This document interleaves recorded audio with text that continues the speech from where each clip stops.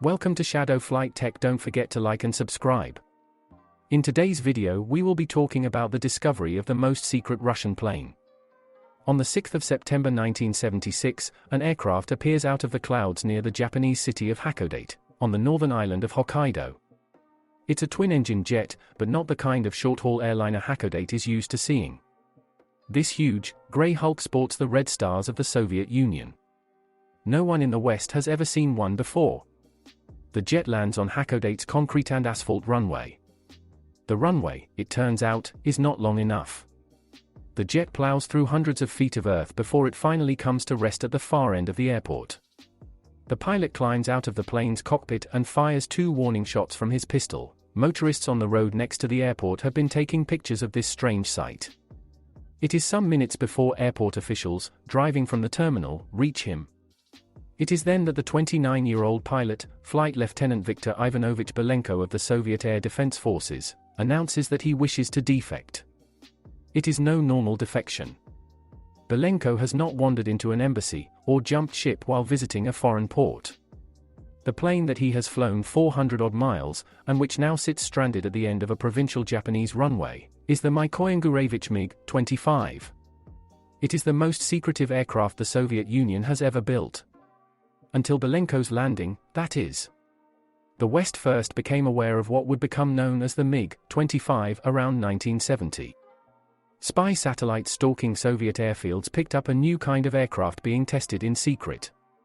They looked like enormous fighter planes, and the West's militaries were concerned by one particular feature: they sported very large wings. A large wing area is very useful in a fighter plane. It helps generate lift and it also decreases the amount of weight distributed across the wing, which helps make it more nimble and easier to turn. This Soviet jet seemed to combine this ability with a pair of enormous engines. How fast could it go? Could anything in the US Air Force or other militaries keep up with it? There had also been glimpses in the Middle East. In March 1971, Israel picked up a strange new aircraft that accelerated to Mach 3.2. More than 3 times the speed of sound, and climbed to 63,000 feet, nearly 20 kilometers. The Israelis, and US intelligence advisors, had never seen anything like it. Following a second sighting a few days later, Israeli fighters scrambled to intercept the aircraft, but couldn't even come close. In November, the Israelis ambushed one of these mysterious intruders, firing missiles head-on from 30,000 feet below. It was a useless gesture.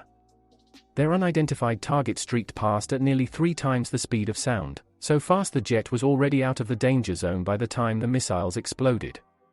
The Pentagon put 2 and 2 together, and came up with a Cold War crisis. They believed this jet was the same one that had been glimpsed from the satellite photos. They were suddenly presented with the prospect of a Soviet fighter that could outrun and outturn anything in the US Air Force. It was a classic case of military misinterpretation, says Stephen Trimble, the US editor of Flight Global. They seemed to overestimate its abilities on pure appearance, he says, from the size of the wing and the huge size of its air intakes. They knew it would be very fast, and also thought it would be very maneuverable. They were right about the first one, but not so right about the second one. What the US satellites had seen, and the Israeli radars had tracked, were versions of the same aircraft, the MiG-25. It was built as a reaction to a series of aircraft the US were preparing to bring into service in the 1960s, from the F-108 fighter plane to the State Route 71 spy plane and the massive B-70 bomber. These aircraft all had one thing in common: they would fly at 3 times the speed of sound. In the 1950s, the Soviets had largely kept pace with the leapfrogging advances in aviation. They had bombers that could fly almost as fast and as high as the American B-52. Their fighter planes, many of which were made by the MiG design team, rivaled their American counterparts, though their radar and other electronics weren't quite so sophisticated. But the technological leap needed to take an aircraft from Mach 2 to Mach 3 was an enormous challenge. And this is what Soviet designers would have to do, as quickly as possible. Led by MiG's brilliant Rostislav Belyakov, the design team set to work. To fly so fast, the new fighter would need engines pushing out colossal amounts of thrust. Tumansky, the leading engine designer of the USSR, had already built an engine they believed could do the job, the R-15 turbojet, which had been intended for a high-altitude cruise missile project. The new MiG would need 2 of them, each capable of pushing out 11 tons of thrust. Flying so fast creates enormous amounts of friction heat as the aircraft pushes against air molecules. When Lockheed built the State Route 71 Blackbird, they built it out of titanium, which could withstand the enormous heat. But titanium is expensive and difficult to work with. Instead, MiG went with steel. And lots of it. The MiG-25 was welded together, by hand. It's only when you stand next to a MiG-25, and there are several spending their retirement parked on the grass at some of Russia's military museums, that you can fully appreciate just what a task it was.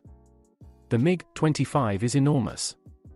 At 64 feet, 19.5 meters, long, it's only a few feet shorter than a World War II-era Lancaster bomber.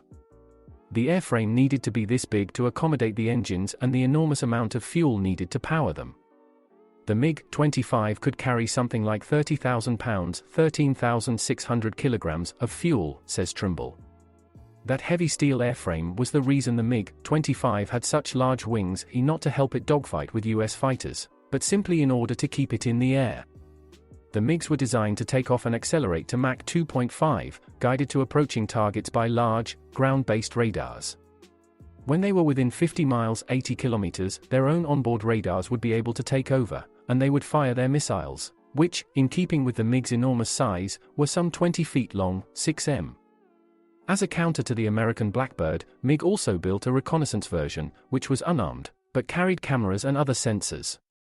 Without the weight of the missiles and the targeting radar, this version was lighter, and it could fly as fast as Mach 3.2. This was the version spotted by Israel in 1971.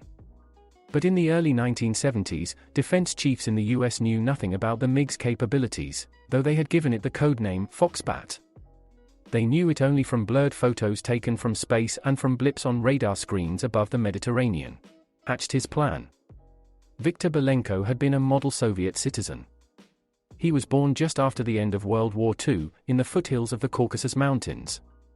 He entered military service and qualified as a fighter pilot, a role that brought with it certain perks compared to the average Soviet citizen. Belenko realized the huge new fighter he was training in might be his key to escape. He was based at the Chuguyevka Air Base in Primorsky Krai, near the far eastern city of Vladivostok.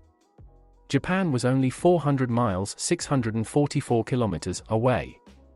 The new MiG could fly fast and it could fly high, but its 2 giant gas-guzzling engines meant it couldn't fly very far, certainly not far enough to land at a US airbase. On the 6th of September, Belenko flew off with fellow pilots on a training mission. None of the MiGs were armed. He had already worked out a rough route, and his MiG had a full tank of fuel. He broke formation, and within a few minutes he was over the waves, heading towards Japan.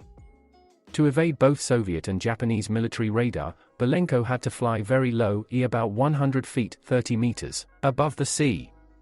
When he was far enough into Japanese airspace, he took the MiG up to 20,000 feet 6,000 meters, so it could be picked up by Japanese radar. The surprised Japanese tried to hail this unidentified aircraft, but Belenko's radio was tuned to the wrong frequencies. Japanese fighters were scrambled, but by then, Belenko had dropped below the thick cloud cover again. He disappeared off the Japanese radar screens. All this time, the Soviet pilot had been flying by guesswork, on the memory of maps he'd studied before he'd taken off. Belenko had intended to fly his aircraft to Chaitos Air Base, but with fuel running low, he had to land at the nearest available airport. That, as it turned out, was Hackney. Thank you for listening to Flight